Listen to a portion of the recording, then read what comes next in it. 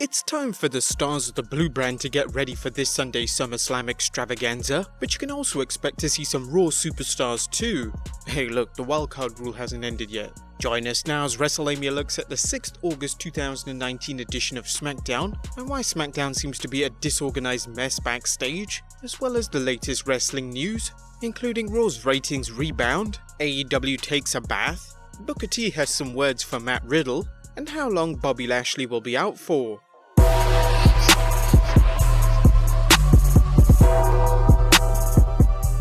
The show starts with a spirited promo from Charlotte Flair as the Queen boasts that today's women wrestlers are far better than their predecessors. Flair says Trish lacks what it takes to achieve greatness and mocks her attempt to come back for one more match. Trish shows up and she says she may have something to prove with one more match, telling Charlotte she may be the Queen, but she's no Trish Stratus. Flair woos in Trish's face and gets slapped for her arrogance. But it follows with the first match of the night, and it's a surprising one, as Bill Goldberg faces Rey Mysterio. However, Goldberg's music plays, but it's not Big Bad Bill. It's Dolph Ziggler, who's parodying Goldberg's entrance. But let's face it, Ziggler's career has sagged so much, he should be parodying Goldberg. Dolph Ziggler catches Mysterio off guard with a sneak attack, super kicking Mysterio before the match even begins. Ziggler isn't done and super kicks Rey again, promising he's going to end the legend of Bill Goldberg this Sunday. As a result, it's a no contest. But following that, Mustafa Ali runs in to keep Rey safe from any further assault. This leads to an impromptu match between Mustafa Ali and Dolph Ziggler. Ali's looking to get some revenge on Ziggler but comes up short, dining on a super kick and counting the lights. Hey, Dolph actually wins the match for a change. Kayla Braxton interviews Roman Reigns about the recent attacks on him. The big dog doesn't know who his attacker is, but he knows Samoa Joe didn't do it. Reigns issues an apology to Joe for blaming him for the attack. A tribute video airs for the late great Harley Race, and then we get Ember Moon vs Natalya. It's a battle between two respective challengers for the Raw and SmackDown Women's Championships. There's lots of aggression by both women as they get tuned up for their championship matches at SummerSlam. The action spills outside the ring and Natalya locks Moon in the sharpshooter, with both getting counted out. Once again, Natalya refuses to let go of the hold, leading to SmackDown Women's Champion running in for the save. Bayley checks on Moon, but Ember doesn't seem to want Bayley's help. After that, Kevin Owens is in the ring ready to confront Shane McMahon. Owens calls out Shane O'Mac out and challenges him to put his career on the line at SummerSlam just as he has. McMahon quickly answers no and tells KO he's let his ego get in the way of things. Owens tells McMahon he has no guts as McMahon says maybe it's time for a preview of Sunday's match. Elias enters the ring but Owens is ready, dropping him. KO sends Shane out of the ring and they brawl as Elias tries to interfere again, only to get a stunner on the announcer table.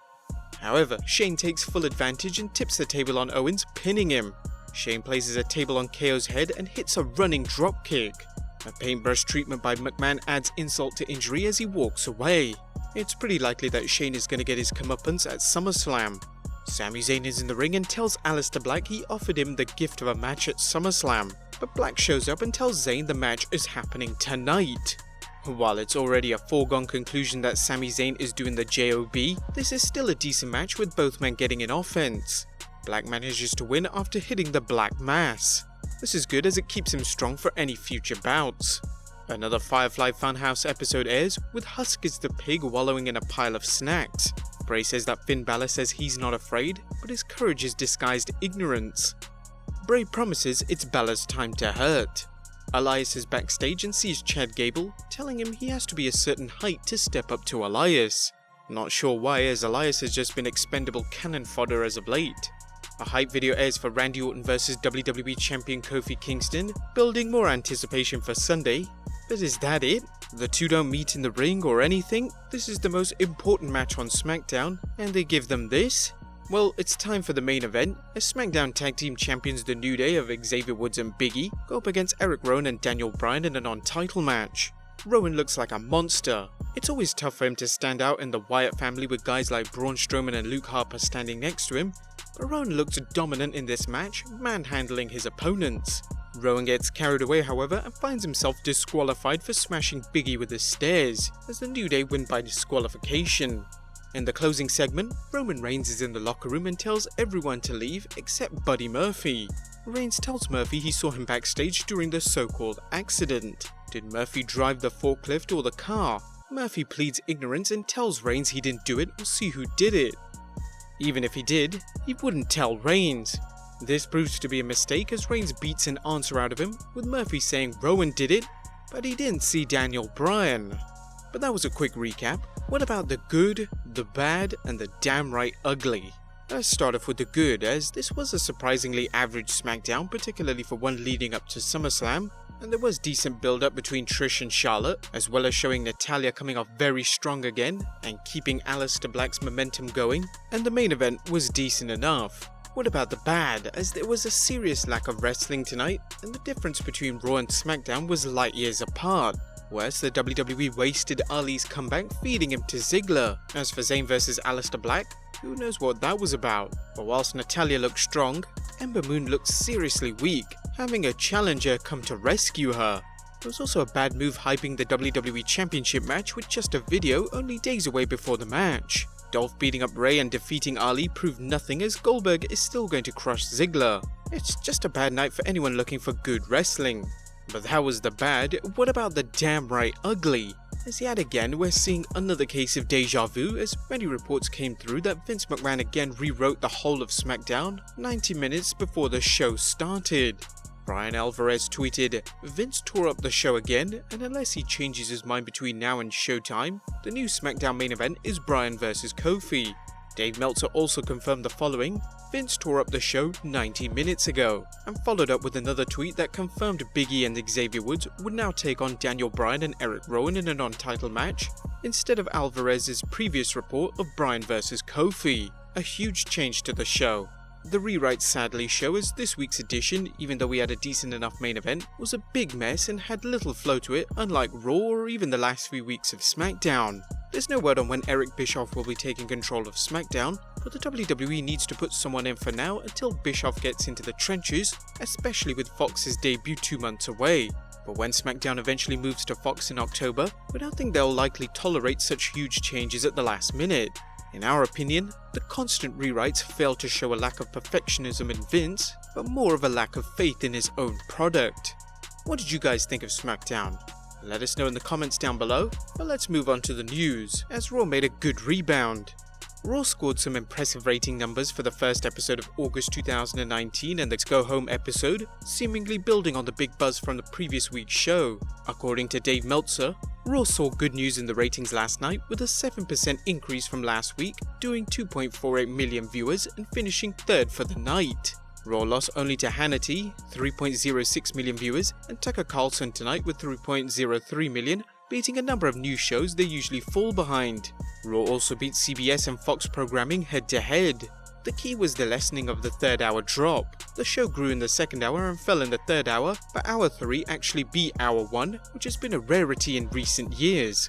Consider Raw's hourly ratings and compare them to the last 2 shows and you'll see the improvement. According to Meltzer, Raw drew some key demographics as well as the hour 1 to 3 viewer movement, saw an 8% increase in the women 18 to 49, and a 3% increase in men 18 to 49, a 16% increase in teenage girls, and a 36% increase in teenage boys. Women actually peaked in the third hour, as did teenage boys. With the WWE looking to get a younger audience, this is another step forward. Raw also did well on YouTube with Bill Goldberg's return peaking at number 11 on the most watched YouTube videos for 6th August 2019, getting over 3.1 million views. Next up, AEW Takes a Bath. Running any new business requires a steep learning curve, especially the volatile world of professional wrestling.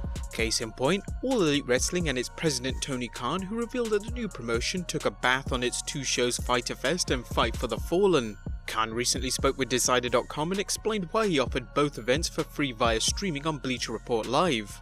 In terms of putting shows out there for free, we took a bath financially on that, and I took a big hit, and I was willing to do it as a company because I believed in our brand of wrestling. A clear contrast to WWE. Khan discussed his vision for AEW and noted his goal is to reach the level where WCW was. Khan seems to feel AEW will stand out from the WWE by avoiding overexposure and that there is serious money to be made. There hasn't been a legitimate other company besides WWE presenting weekly, high-quality wrestling, and never before was HD available. Khan said, explaining he had every confidence that once AEW's weekly show premieres on TNT on October 2nd, the revenue streams are going to be huge. We're basing the company to be way more wrestler-friendly and in terms of the scheduling, because we're not going to have a constant touring of 5 nights a week or anything like that. 6 nights a week? Never. And really focusing on that and building the big events, big pay-per-views and streaming specials. But next up, Hall of Famer Booker T responds to Matt Riddle. If Matt Riddle is looking to stir the pot by trash-talking veteran wrestlers, he certainly seems to be succeeding. However, the NXT star might want to take the advice of WWE Hall of Famer Booker T, who discussed Riddle's trash talk and offered his own advice. I know if I was a young guy in the business and someone like Chris Jericho gave me a little bit of advice, he might be one of those guys to listen to. When a guy like that gives you words of wisdom, I don't think Chris was shooting at him or coming at him. When The Rock said, "Know your role and shut your mouth," that's true, because guys back in the day didn't know their role. Hopefully Matt Riddle will go on to have a great career. In the octagon, calling guys out to a fight might be wise, but in real life, calling a man out to a fight is just not wise. Fighting is not something men do outside the octagon. The same road you go up, you go down that same road. There might be a whole lot of potholes in that road on the way down. In 10 years, he's going to be 10 years older. Some young guy is going to be saying the same thing about him if he happens to make it that far.